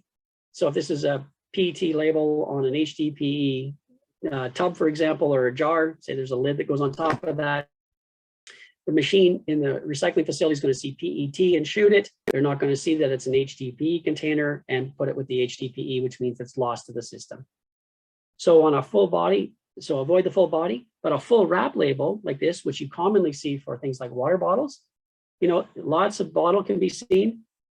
I know this is a PET bottle, but the idea is that what you're supposed to do with the label, right? The Golden Design Rule 7 equally applies the portions on the label that are applied to Golden Design Rule number 1. So make sure it's small enough. Make sure that the adhesive that is used is such that it will come right off and you know, disperse in water and can be removed, and then just plastic comes back. Adhesives, avoid adhesives that are not water soluble or slightly caustic soluble. This one actually just dissolves right in water. I know this is a glass bottle, but again, the purpose of this is to show you that the label is not going to be an issue. If this was a plastic bottle for oil, then the label would come right off. Again, now the plastic is available to be captured without worrying about contamination coming from the paper label or from the adhesive.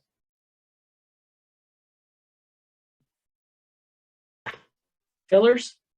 This is a PP, polypropylene punnet.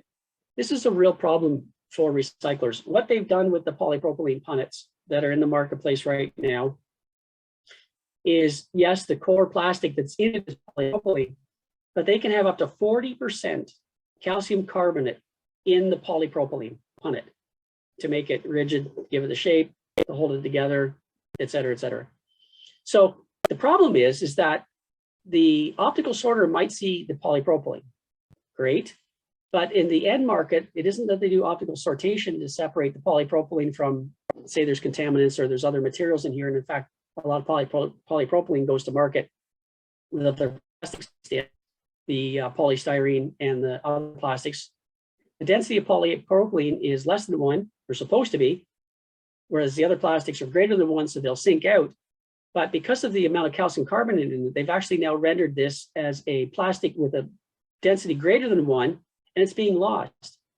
Talking to one end market recently, he indicated to me that they're losing up to 40% of the polypropylene that's in the marketplace right now because of the fillers that are being used in the plastic. If they could even capture it to be recycled, you know, bluntly put, you can't make plastic out of stone. So if they're trying to make a good quality polypropylene recycled plastic pellet, and it's got a lot of calcium carbonate in it, they're not making polypropylene pellets. They're making polypropylene pellets with a lot of fillers in them. Now the application for what they can do with the recycled pellet changes, and you're going to limit application, which means you're going to limit the opportunity to put it back into high value plastic, which means you're going to possibly take it out of the marketplace. In other words, it may go into the circular economy, but it might only go through once. So I was working with one company on their plastic, and somebody did a presentation. They said, yep, I've got this great, it's a recyclable punnet. And I said, what's your calcium carbonate concentration? And they told me it was 40%. I said, you're not considered recyclable. Oh no, I'm told it's recyclable. No, it's not considered recyclable.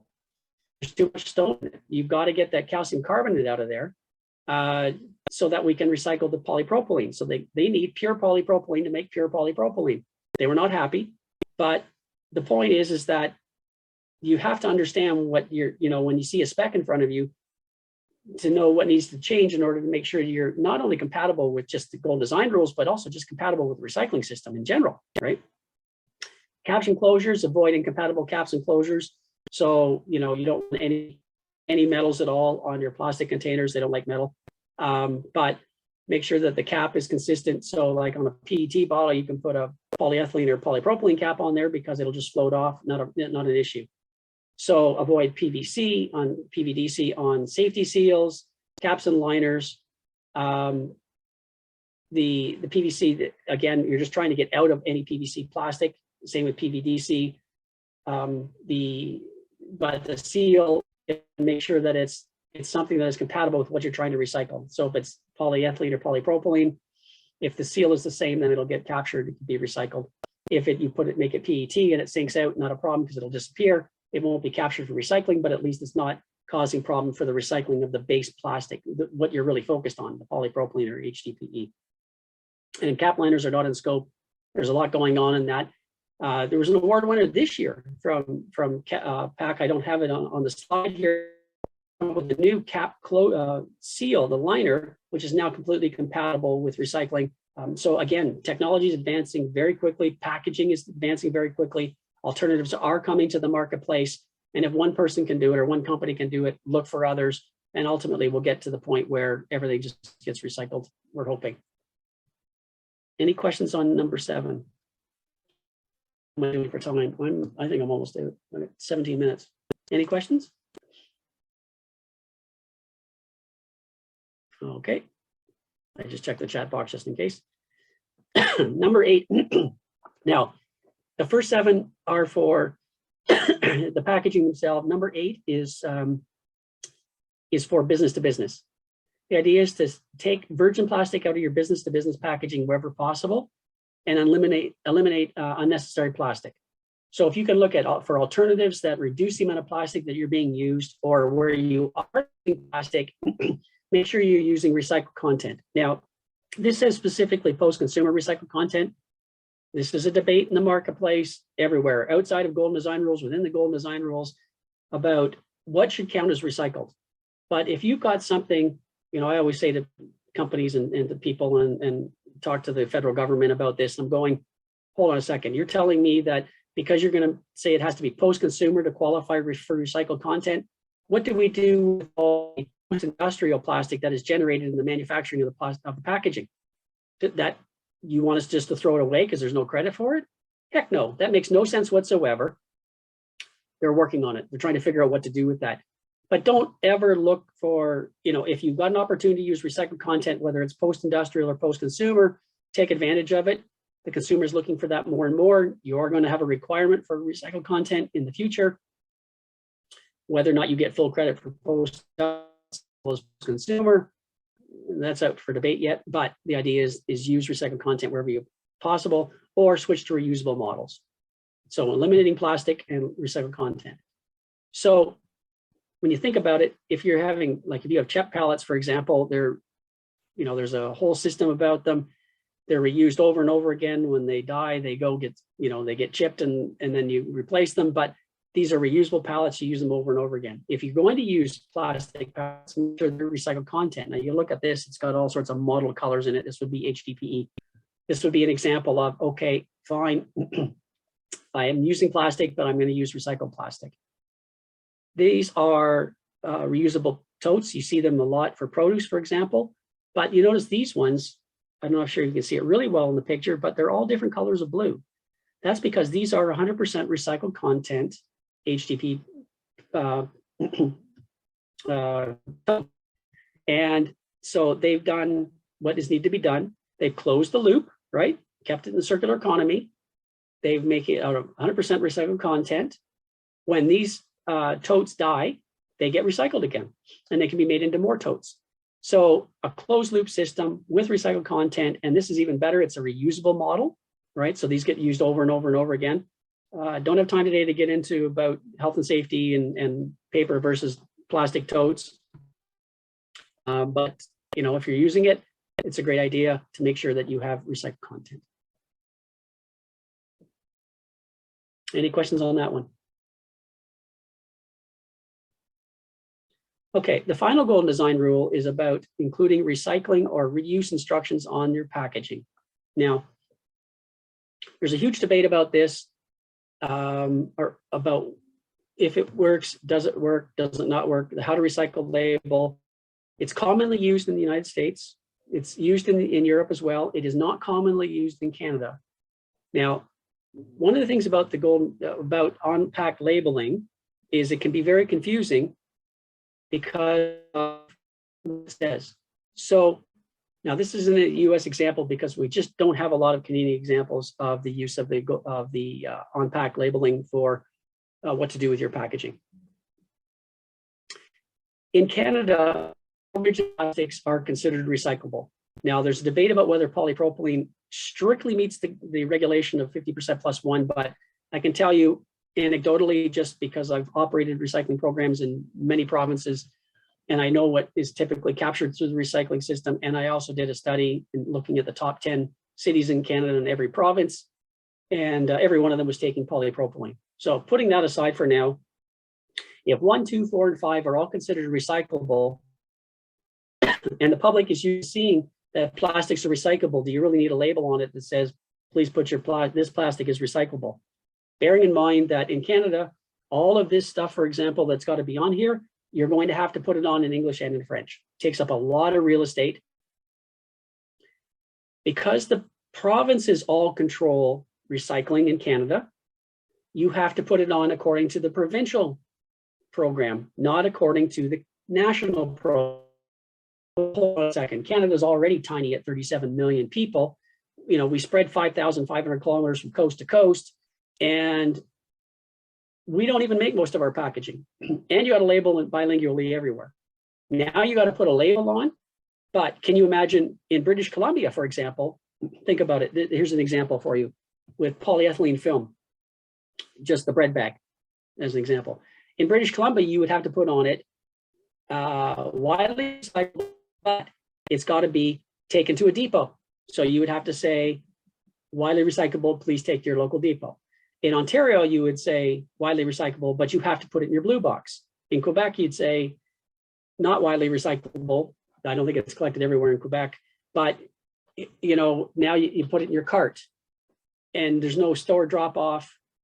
And so it gets very confusing because the provinces, because each province controls their own program, the labeling that you might have to put on your package is going to be different by province. So can you imagine a poor company that's got to make a package for BC and a package for Ontario and a package for Quebec? It's not going to happen. So we don't really see a lot of adoption of this. Now, in the United States, where the packaging tends to be more consistent, but what they do is because they don't have as robust a recycling system in the United States as they do in Canada, what they say is there's a lot of this. Check locally. So between 20 and 60% of Americans can recycle this. I personally, now this is my bias. I'm not speaking on behalf of PAC or anybody else. But if you're going to put a label on something that says, I'm not sure if this can be recyclable where you live, you got to go find out if it's recyclable where you live. Why bother putting it on at all? That's what, you know, waste wizards are for, and community apps and your calendar that you get, et cetera, et cetera. Like, honestly, if we're getting to that point, what's the point? So I can understand it where we've got an emerging package, such as, remember I kept talking about the multi-laminated pouches that are monomaterial. They're technically recyclable. You are not allowed to say that package is recyclable in Canada because it's not recyclable by strict definition of the Competition Bureau. However, if you could put a label on your package that says, by the way, this is now a recyclable plastic pouch, check to see whether it can be done. Now you're moving, because your competitor that's in a multi-material, multi-laminated pouch can't put anything on their package. And remember, way back to the beginning of this presentation, consumers are now looking at packaging and whether or not it can be recycled. So an advantage is that you can say on one, there's not going to be a label because they can't say anything. Another one, at least, that says, check, because this is a recyclable, technically recyclable pouch.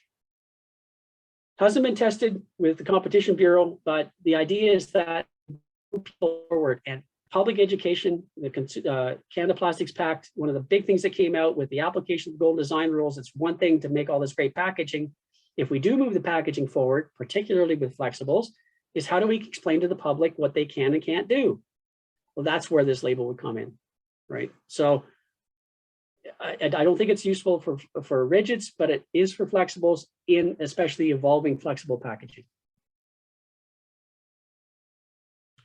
So when you follow the Golden Design Rules, this actually came out of Golden Design Rule number 5 because I pushed and pushed. I finally got them to change Golden Design Rule number 5, but they said, well, you know, over here in Europe, we've got all these things, so you better check with your regional design guides.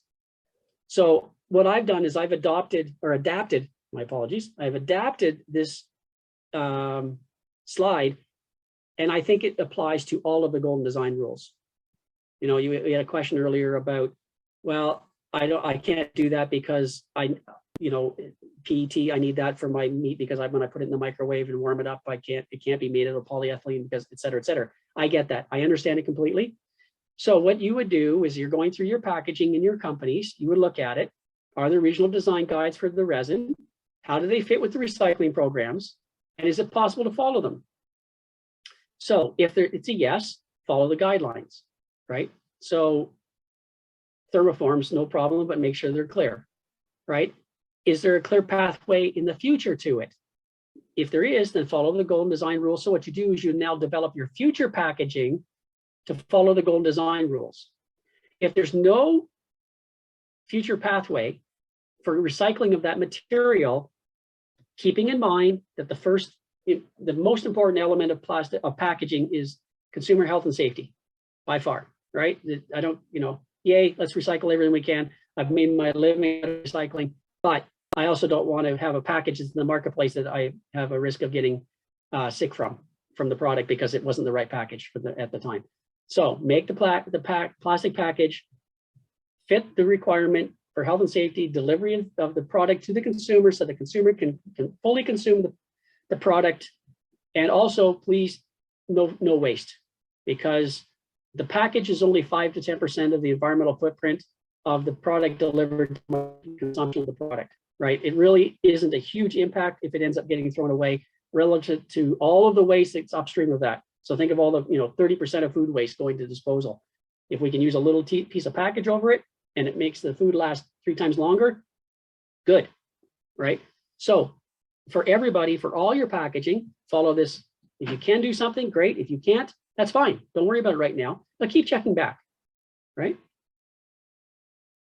So any questions on that? I've got one more little section to get through and I think I'm still okay. Oh, good grief, I got 6 minutes. I got 6 slides here to get through just to give you an introduction to the PAC as what's called the Packaging Innovation Pathway PIP 360 model. So before I get into that, do I have any questions on the golden design rules?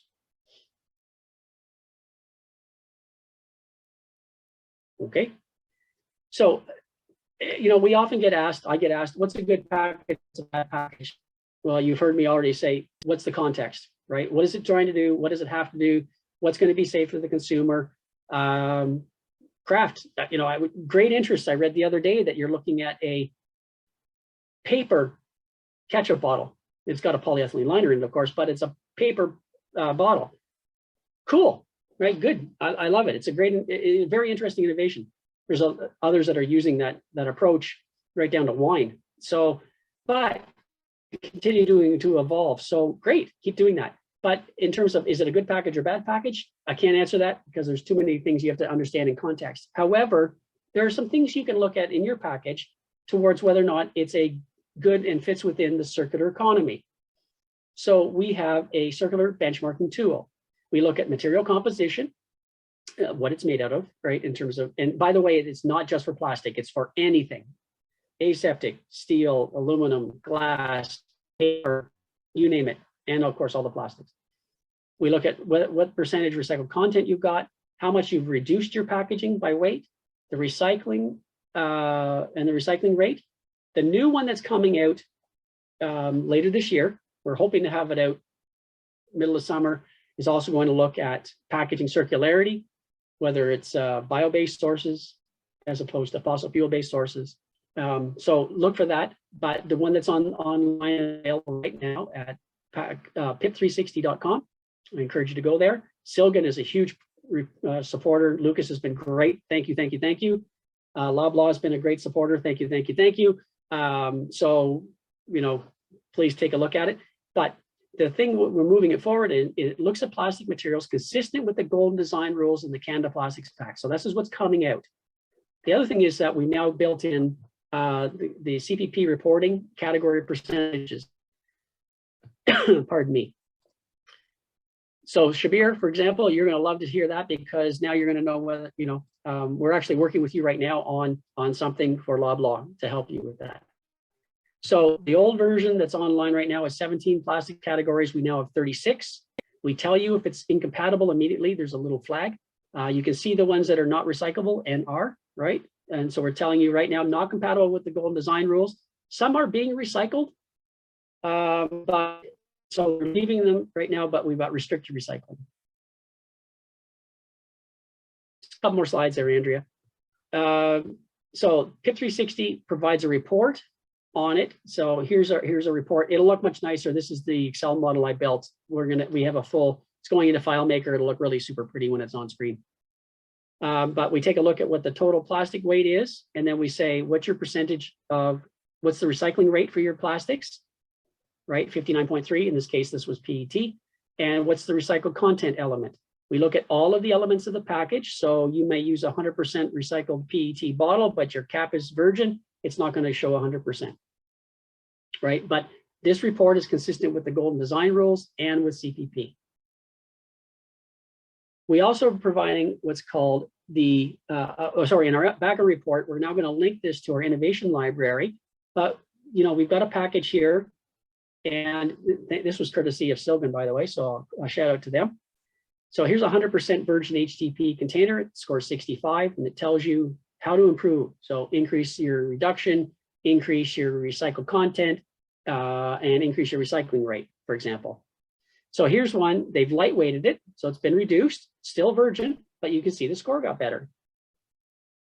The third example that was provided shows that they put in 25% post-recycled HDPE. It's been lightweighted. And so you put this together, now we're up to 123. So you can see progression of packaging.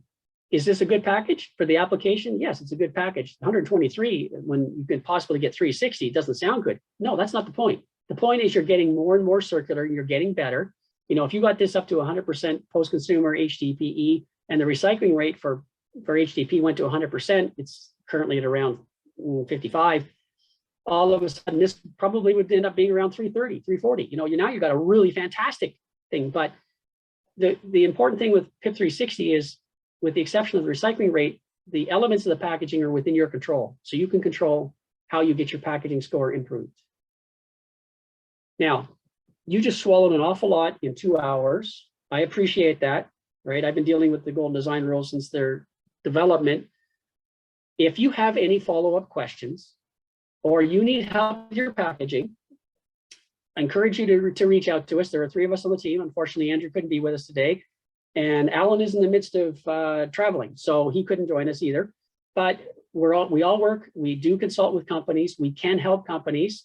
So there's a consulting service available to you where we can help you step through your packaging and figure out not necessarily what's a good versus bad package, but how to make packaging more consistent with the Golden Design Rules and Canada Plastics Pact. So in summary, they're voluntary. Canada, just to let you know, there is a indication coming from Environment and Climate Change Canada, ECCC, that they are going to make the Golden Design Rules mandatory in Canada. I haven't seen it yet, but when I spoke with them, they were very strongly leaning that way because the Canada Plastics Pact has adopted them. And they're also suggesting that the CPP requirements for recycled content and recycling rate are going to be applied again, whether you're a member or not. The targets on recycled content, recyclability, and the adoption of the GDRs means there's more interest and involvement by the end market. They can do more because they've got more to work with, and it's more consistent. You know, they're not dealing with all the outliers and the little bits and better yields, right? More investment into recycling options, chemical recycling. We get higher recycling rates for the core materials because it's easy to put in. And finally, quantities available for recycled content, which is going to be the next big push. It's coming in, you know, it's already out in Europe for some packaging. Canada's coming out with it. It's going to come out with everywhere. So that's where the Golden Design Rules really